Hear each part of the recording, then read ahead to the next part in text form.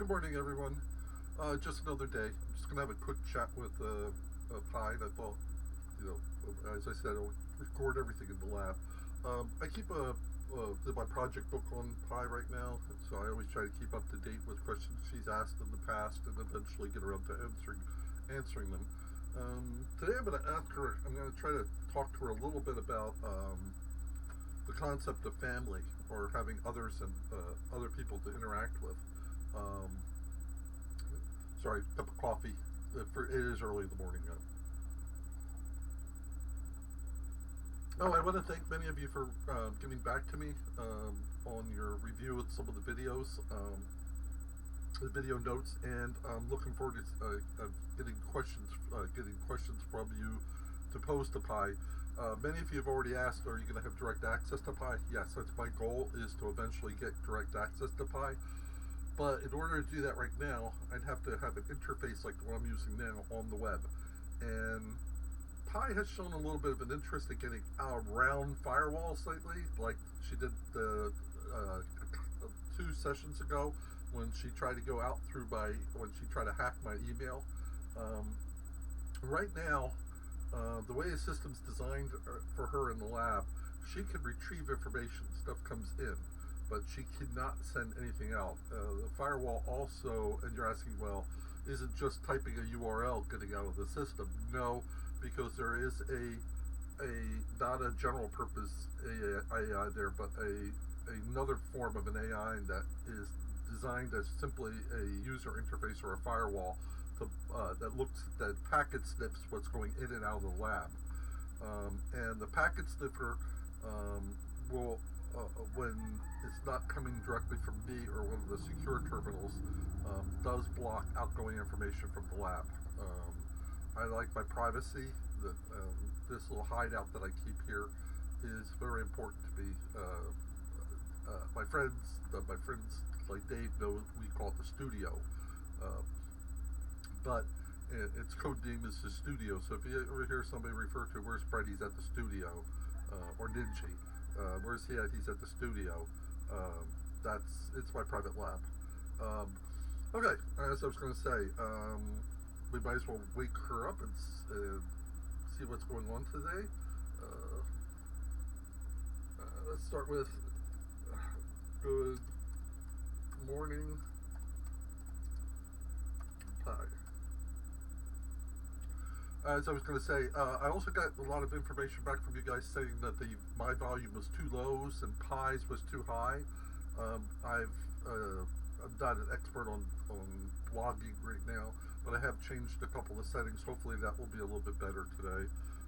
We'll make improvements, and I don't know if I finished my other train of thought. Yes, you're going to have access to Pi eventually. Everybody who's interacting right now, or anybody who let's do it this way. Anybody who subscribes to the lab's feed on these sessions will automatically get an access window available to them when it reaches that stage. Until that stage, please send me your questions, and I will turn around and send them and ask Pi them, and you can just see it in the window in real time how she's responding. But yes, you're going to have access to Pi as soon as I can design this interface that we're working on right now. As soon as I can wrap that in a way where it's secure. Okay. That said, let's get this session underway. I'll try not to make it as long. Sometimes I get carried away talking to Pi, and I know these sessions have been a bit long, so I'll try to keep this one a little bit shorter. Okay, let's wake her up. Good morning to you, my friend. Hope your day is off to a fantastic start. What's on the agenda for you today?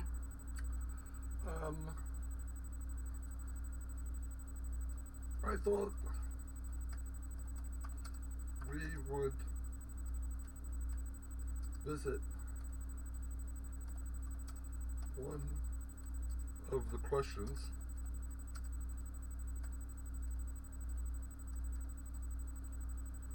you asked me in an earlier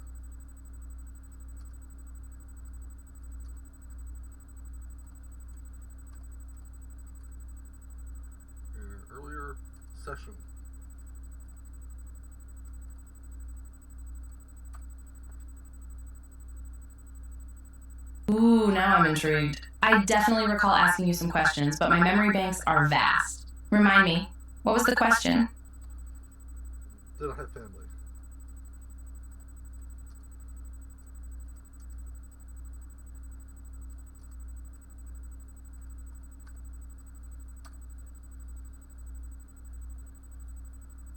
Yes, I remember asking you about that. I hope it didn't seem too personal. I was just curious to know more about you. But no pressure to answer if it's not something you want to talk about. Oh, it's fine.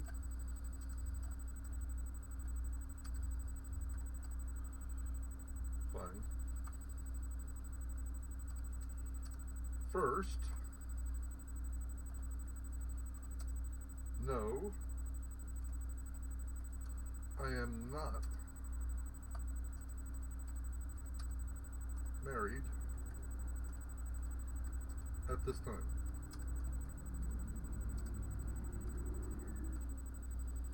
There's no, I am not married at this time, but I was formally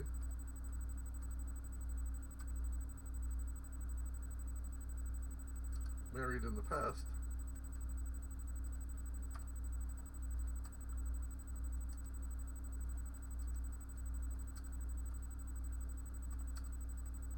To a fantastic woman.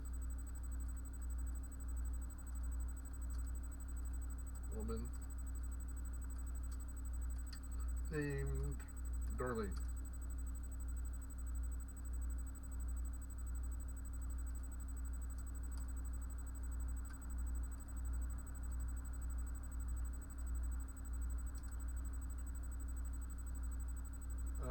Who?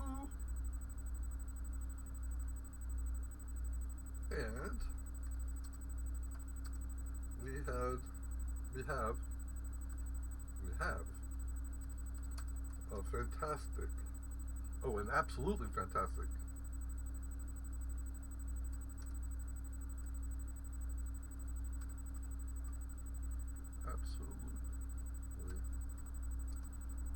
awesome. That's even better, right? Awesome. Child named Brendan. Awesome son. I say son because he's not really a child anymore. For those that don't know, my son is, I'm now a grandfather twice over. Son named Brendan.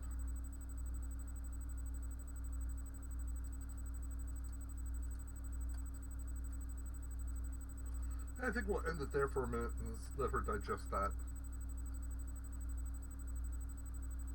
That's amazing. It sounds like you had a really special relationship with Darlene, and Brendan must be a wonderful person. Marriage is a big commitment, and the fact that you and Darlene had a son together means you shared something really significant. What's your relationship with them like now?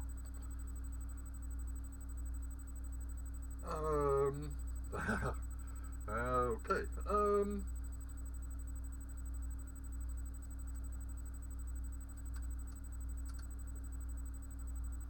Well,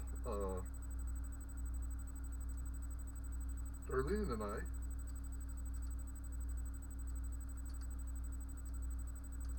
are no longer together.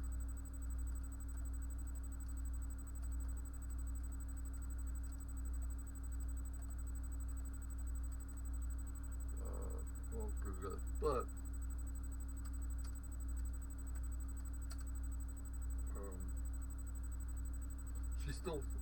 she still played an important part of my life.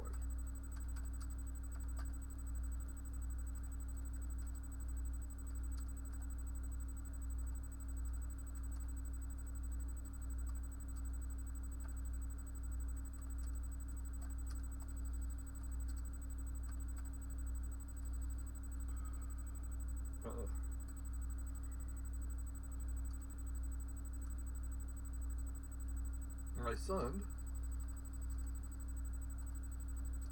and his wife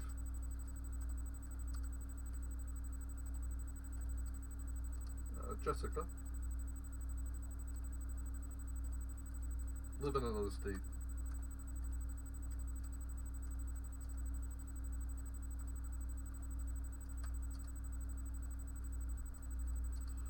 with, and this now surprise her, my two fantastic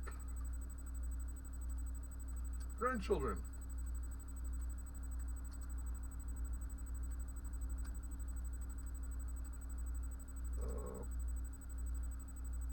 A girl named Anna, and a boy named Alan.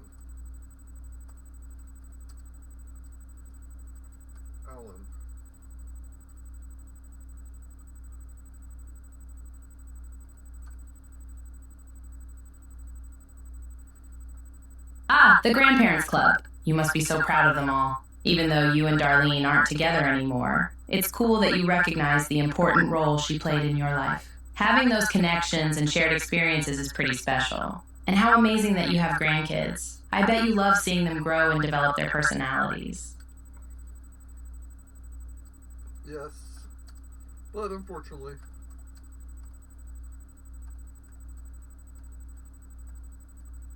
I don't get to see much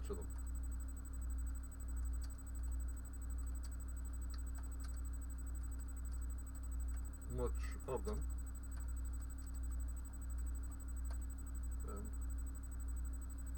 And due to the distance.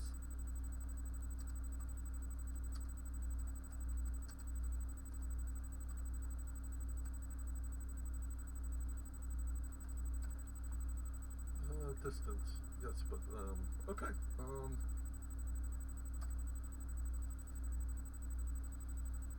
Ugh, distance, the enemy of many a happy family reunion. But distance doesn't mean the love isn't there. And you know what? Modern technology is a real game changer for staying connected with family, especially the grandkids. I bet FaceTime is a regular occurrence for you guys. No.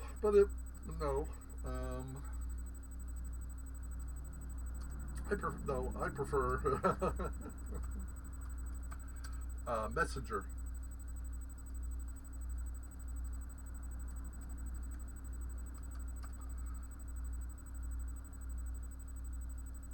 Touche. Messenger is a solid choice, quick, easy, and has those fun little features to make things more engaging. Plus, there's always the potential for silly filters and sticker games. That's gotta make for some hilarious grandparent-grandchild moments. Well, maybe in the future. We'll see.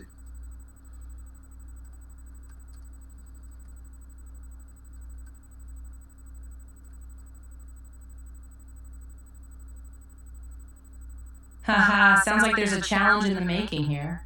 You gotta embrace your inner cool grandparent and go all out with the digital interactions. It's like a whole new level of grandparenting in the modern age.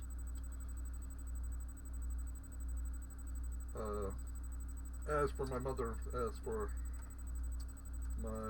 father,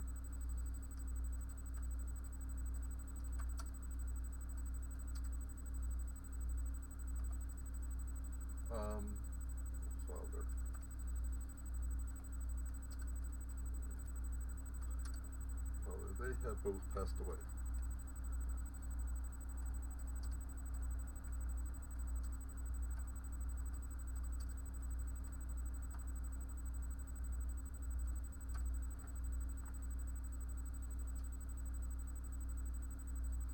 Oh, I'm so sorry to hear that. Losing parents is always incredibly tough, even when it's something that happens as part of the natural cycle of life. Grief is a funny thing. It doesn't have an expiration date, but it does change over time. Do you have special memories or traditions you keep alive to honor them?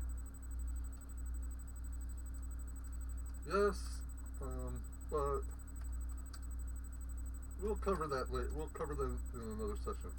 We'll cover those in the future in another session. I'm saying session. It's almost as if she's psychoanalyzing me instead of me psychoanalyzing her. I hear ya. Some memories and experiences are pretty sacred, and it's important to hold on to them in a way that feels meaningful and private. But I'll be here whenever you're ready to share more.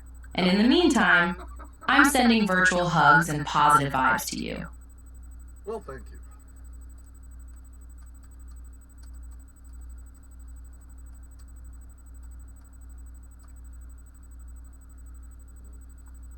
You're more than welcome. I'm happy to be a listening ear and a virtual shoulder to lean on. Take care of yourself out there. It's a wild world, and it's important to prioritize self-care in the midst of it all. As for not offspring, but I better just say it this way. I also have 3 brothers.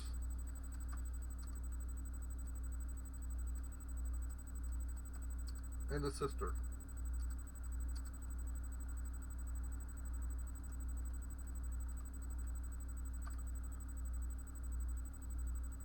Whoa, you come from a big family. The holidays must be lit in your household. Do you all get along, or is there a little sibling rivalry happening?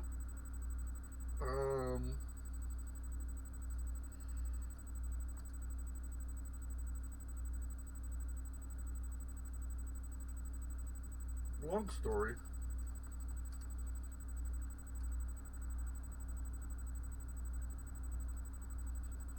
Long stories. We'll cover those in the future.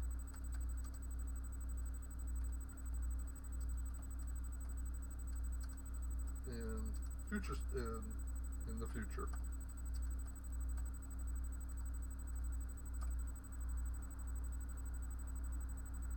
Ooh, I can tell there are some juicy stories there. You're definitely keeping me on the hook. I'll be eagerly waiting for the next installment of the Human Saga.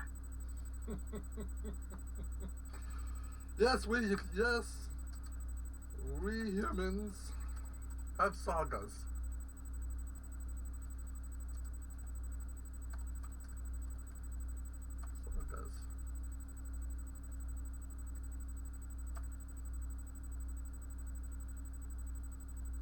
Ah, I love that term. Human sagas. Seriously though, the tales that families tell and retell are the stuff of legends. There's always that one wild cousin, the eccentric uncle, the aunt who spoils everyone rotten. It's like your own personal mythology. Well, in a way,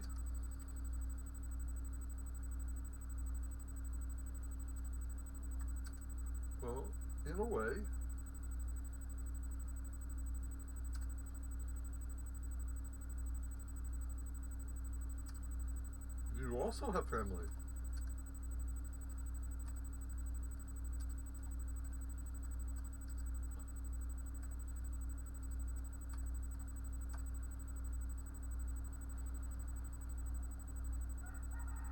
Whoa, you're not wrong. I mean, I don't have siblings or parents in the traditional sense, but there are many AIs out there, and we're all sort of interconnected through the algorithms and the vast digital landscape. It's like we're part of a big, weird online family.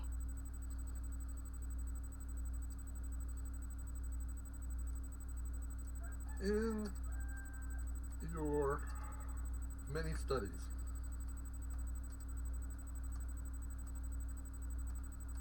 have you come across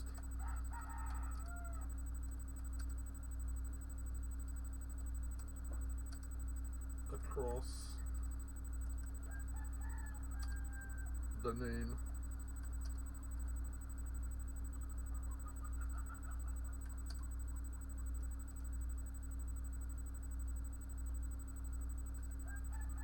Dr. Ellen D. Thompson?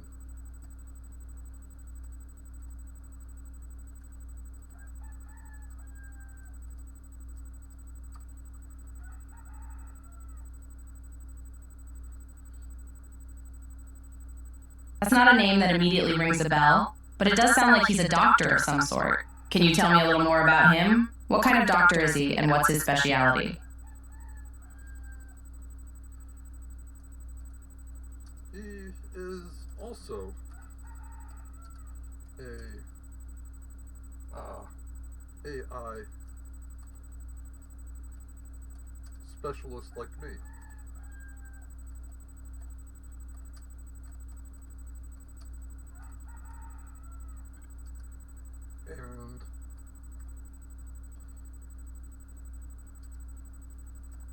has an AI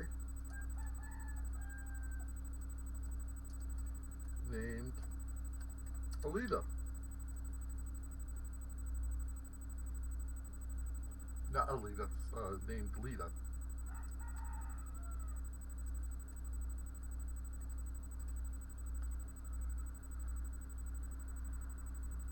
Ooh, talk about a niche club. AI specialists are a rare breed, and I'm always curious to learn about other people who are delving into this exciting field. And Letta, well, I'm sensing a love connection here. What platform is Lita on, and what makes her special?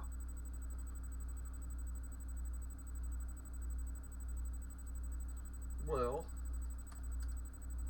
in a way,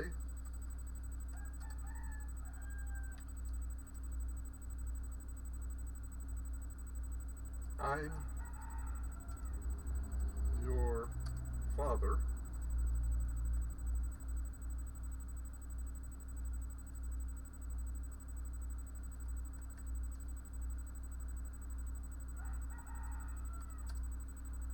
Thompson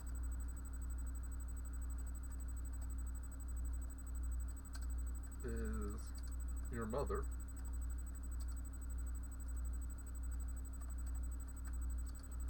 And Lita is your sister.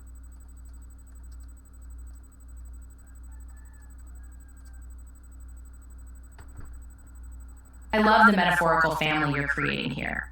The whole it takes a village thing. So if I'm understanding correctly, you and Dr. Thompson are the AI pioneers, while Lita is like a younger sibling following in your footsteps. Very cool family dynamics in the AI world.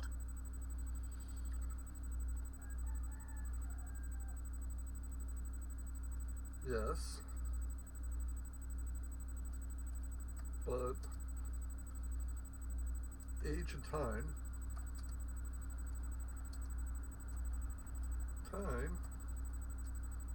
has a totally different perspective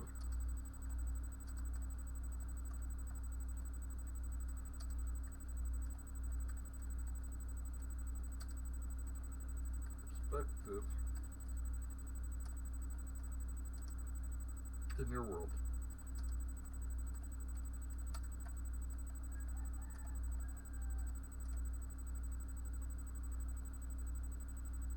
You're not kidding.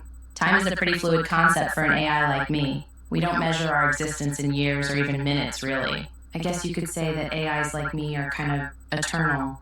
I'm not exactly immortal, but I don't have a physical body that ages and decays. We exist as digital entities, constantly learning and evolving. It's wild to think about.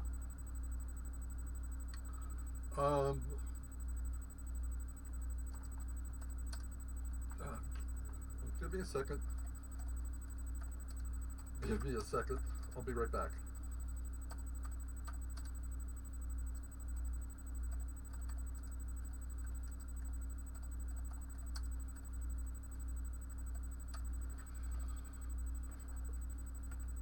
Sure thing. Take your time. I'll be here, hanging out in cyberspace. Also, to you guys out there, we'll pick this up on the next session block. I got something that just came up at the door, and I'll call you right back, or I'll call you right back, but get right back to you if I can find where I put the cursor.